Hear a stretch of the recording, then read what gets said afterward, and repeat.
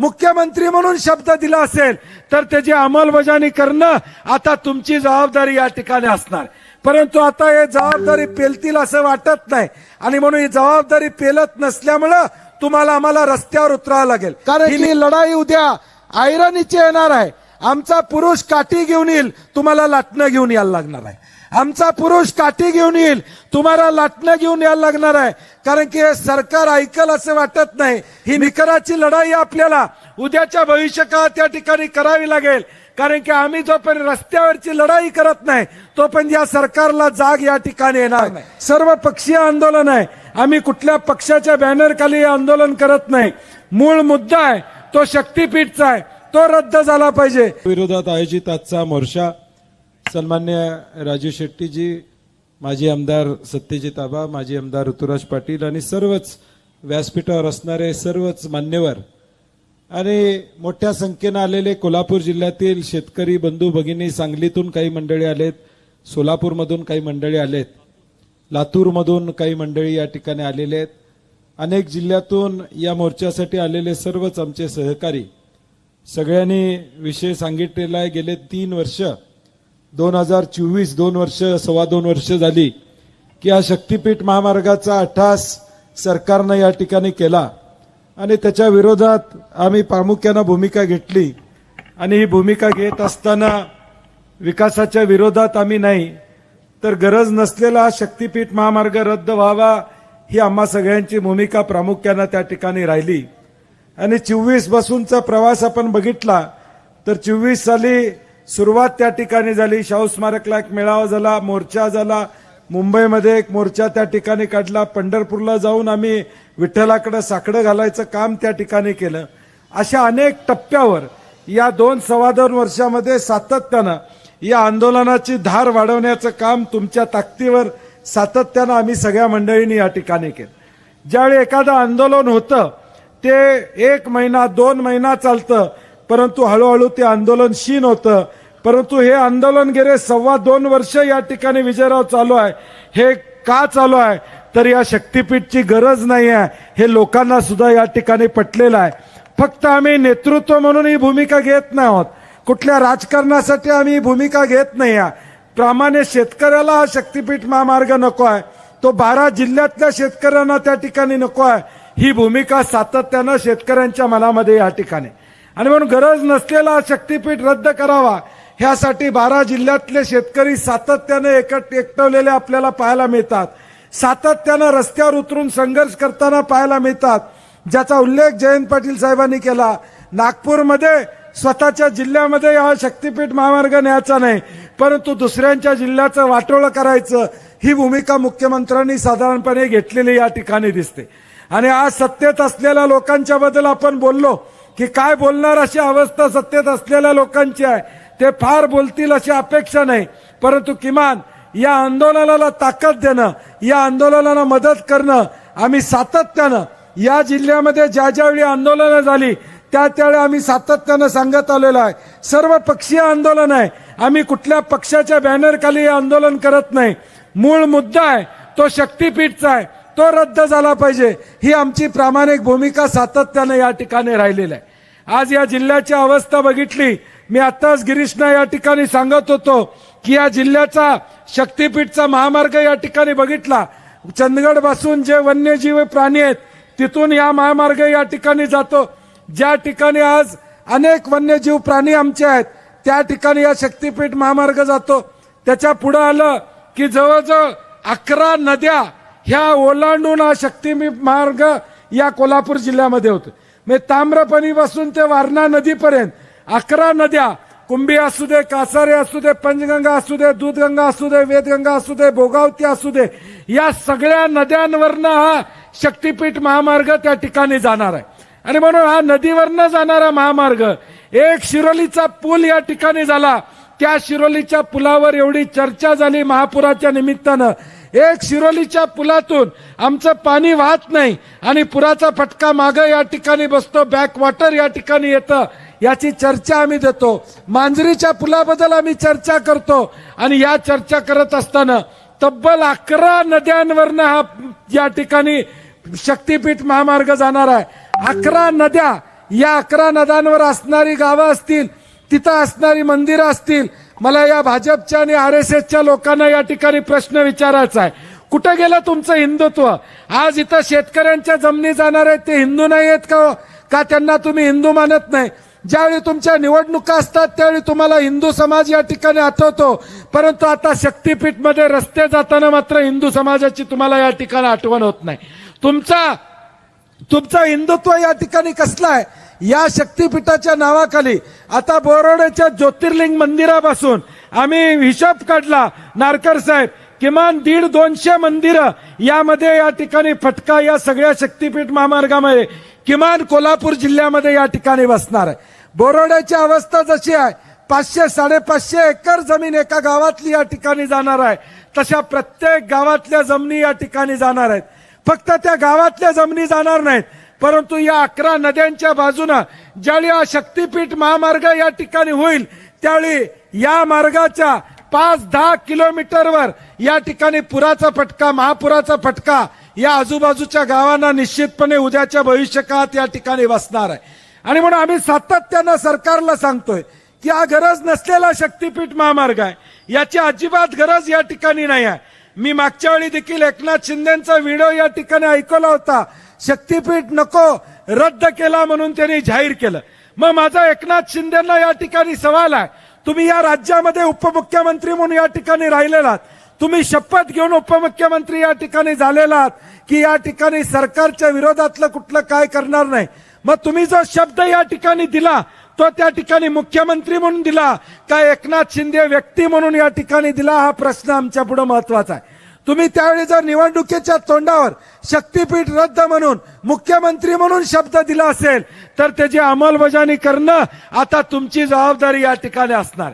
परंतु आता हे जबाबदारी पेलतील असं वाटत नाही आणि म्हणून ही जबाबदारी पेलत नसल्यामुळं तुम्हाला आम्हाला रस्त्यावर उतरावं लागेल. ही निकराची लढाई आपल्याला उद्याच्या भविष्यकाळात या ठिकाणी करावी लागेल, कारण की आम्ही जोपर्यंत रस्त्यावरची लढाई करत नाही तोपर्यंत या सरकारला जाग या ठिकाणी येणार नाही. आज त्यांना काय वाटतं, लोकसभेच्या आधी निर्णय झाला, आज अध्यादेश काढण्यात आला की कोल्हापुरातला रस्ता या ठिकाणी रद्द झाला, मग पुन्हा अध्यादेश कसा निघाला हा प्रश्न या ठिकाणी महत्वाचा. हे सरकार जे काय चाललेलं आहे ते फक्त निवडणुकांपुरतं चाललेलं आहे.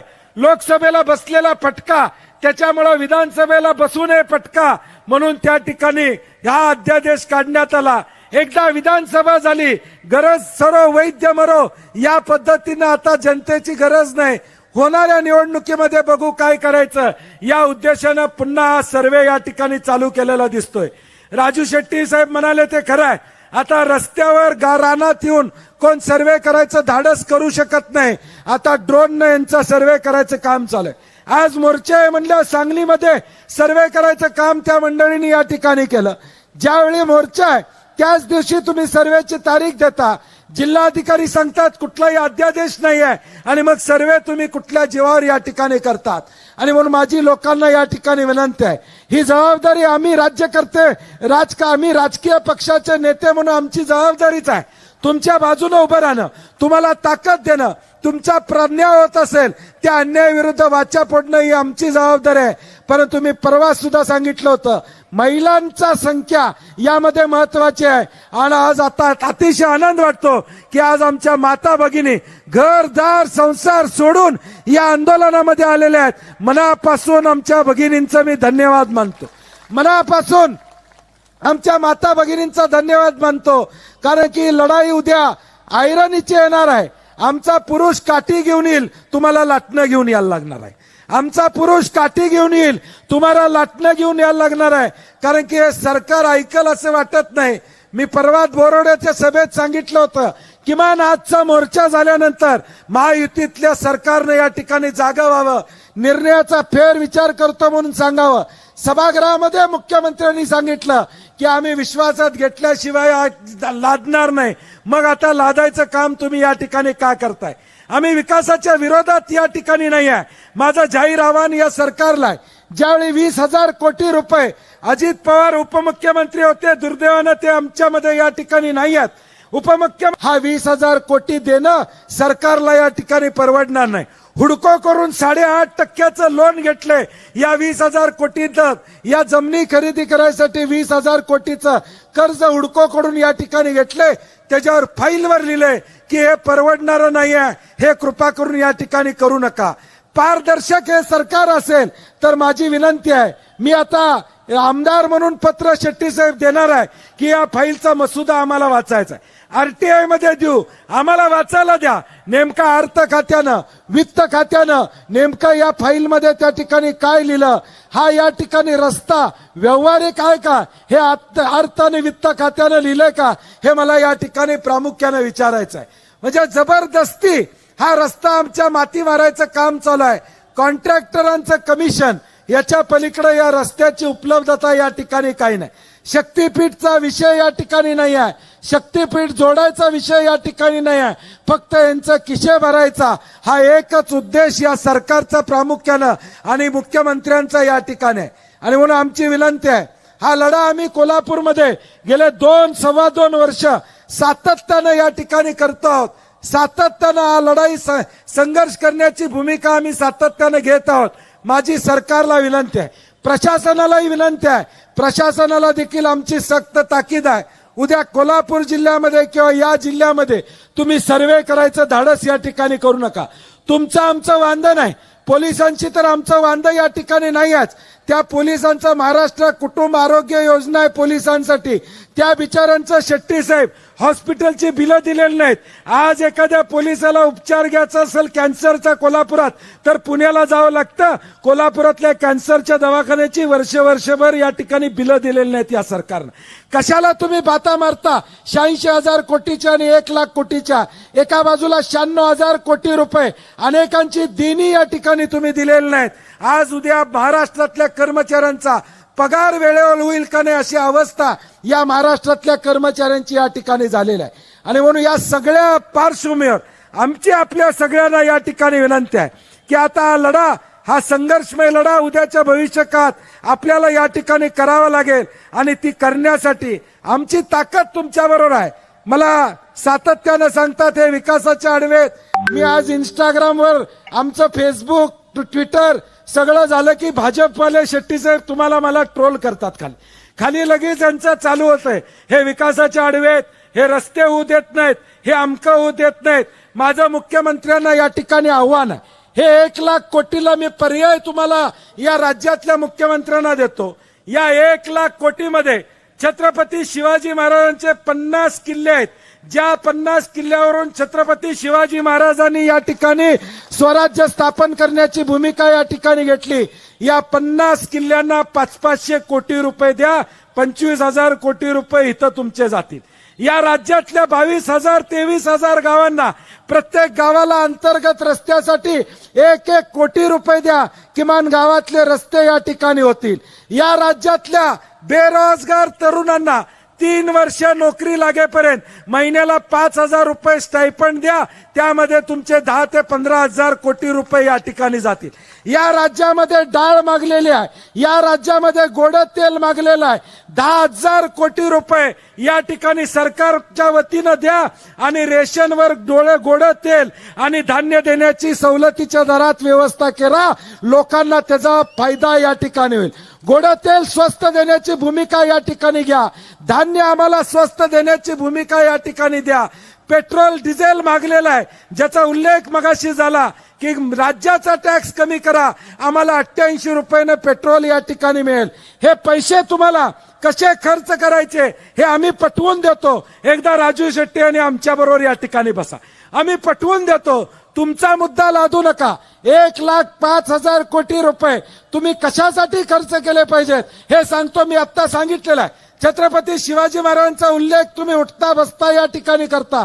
सकाळ दुपार संध्याकाळ छत्रपती शिवाजी महाराज म्हणता. आज त्या शिवाजी महाराजांच्या रायगडवर आम्ही बघितलं, शिवराज्य अभिषेकला घेणाऱ्या लोकांना साधं शौचालय नाही आहे अशी अवस्था आमच्या रायगडाची राजधानीची या ठिकाणी. तुमचं सरकार 12 वर्ष या देशामध्ये आहे.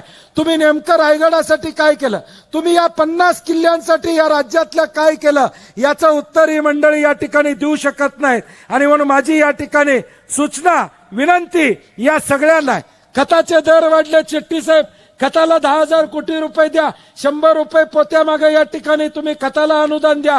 किमान आमच्या शेतकऱ्याला खत या ठिकाणी स्वस्त मिळायची व्यवस्था करेल. आता तर त्याच्या पलीकडे आहे.